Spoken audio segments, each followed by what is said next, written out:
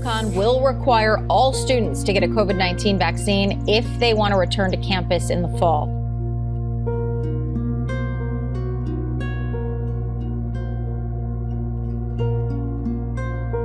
My story can be used to expose what is going on in these colleges and universities.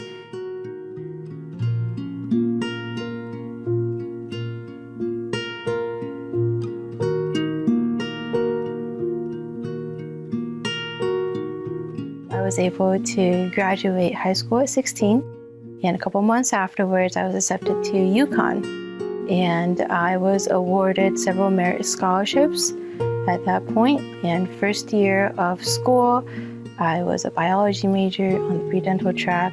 I was repeated on the dean's list and eventually a Babbage Scholar, which is the top 5% of my entire college.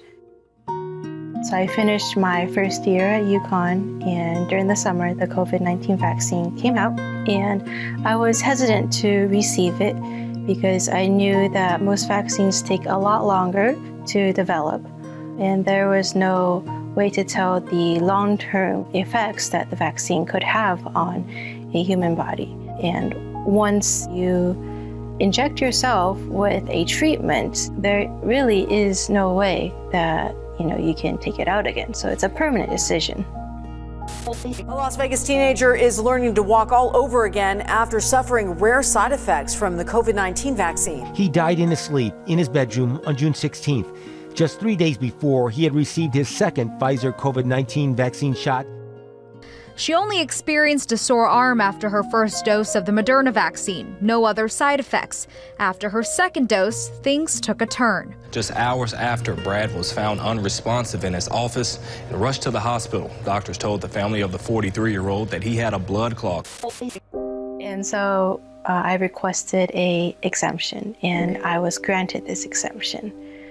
Now on this exemption, it says surveillance testing recommended. I was happy that I got the exemption and could continue my second year. And it was the first week of school, I got these emails saying mandatory weekly testing required. At that point, I felt betrayed because the exemption that I had agreed to, it had basically been switched under my nose and without me knowing. So what happened was I didn't go take the test because I was in class. One of the classes I scheduled happened to land on the day that the time frame that the testing would occur. But mid-semester, I got this email which said that because you have not been testing, you're non-compliant and there is a student hold on your account that prevents you from registering for next semester's courses. But lucky enough, one of those days, my professor canceled class, and I said, I'm gonna go get the test, and I'm gonna go get rid of this hold on my account. So I go there to this testing location, I get handed this test kit, and I start looking at what was on the package. It says innovative DNA collection device, and it says for research use only, not for use in diagnostic procedures. So what I gained from the wording on the package was, this is a DNA test which will collect your DNA. It cannot diagnose you with positive or negative COVID results. This tells me my DNA is going to research, and I didn't know what research it would go to. I could not give my consent without knowing that. It's a universal medical ethic to obtain consent from whoever you are going to do treatment procedures from. And there was none of it. And it's so strange because these universal codes and these laws were created out of horrifying situations. Yet what we had put in place that we would hopefully never do again is only happening again. I took this test home and I started doing research with it.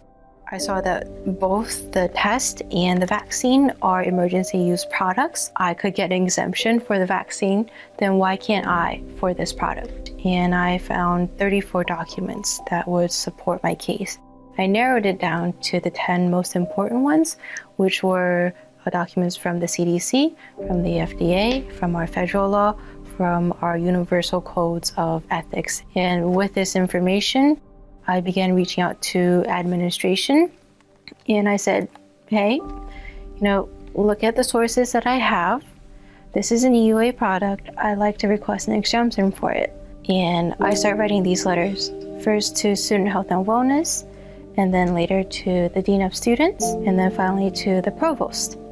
And the Provost said, I can't help you. I'm sorry, this is out of my ballpark. You should contact Student Health and Wellness. So I did. I contacted the Executive Director of Student Health and Wellness. I sent them that letter that I had written, and it was never answered. So I was given a silent response, and with that, I had no choice but to let their plan take its course of action, which was to cancel me as a student from UConn, and with that, $23,000 of merit scholarships.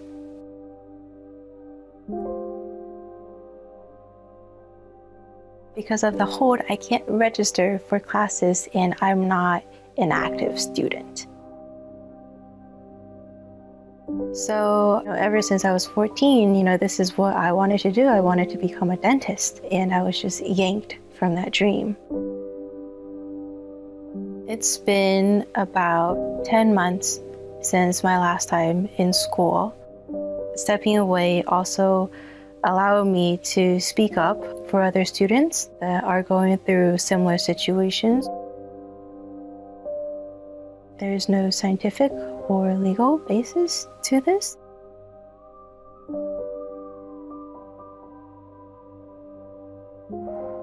Coming from a student who had her future held up on her head and hurt over it, I feel bad for the other students who are going through the same situation that I was a year ago. Despite how difficult the experience was to handle, I knew that the truth will always prevail.